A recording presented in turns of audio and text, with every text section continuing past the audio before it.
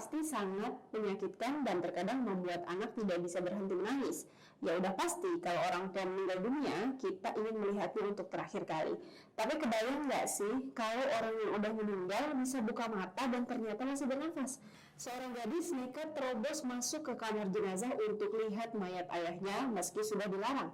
Namun betapa terkejutnya dia ketika melihat mata sang ayah terbuka dan masih bernafas. Kisah orang meninggal yang kemudian hidup kembali terjadi lagi. Seorang pria di Sincelejo, Kolombia yang sebelumnya divonis tewas rupanya masih hidup dan bernafas.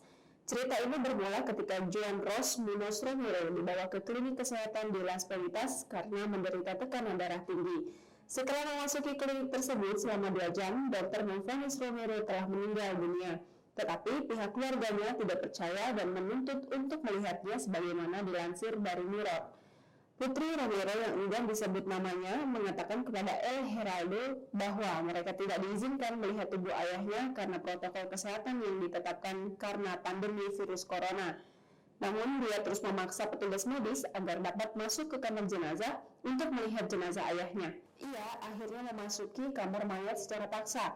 Betapa terkejutnya dia ketika dia menemukan mata ayahnya yang masih terbuka dan masih bernafas.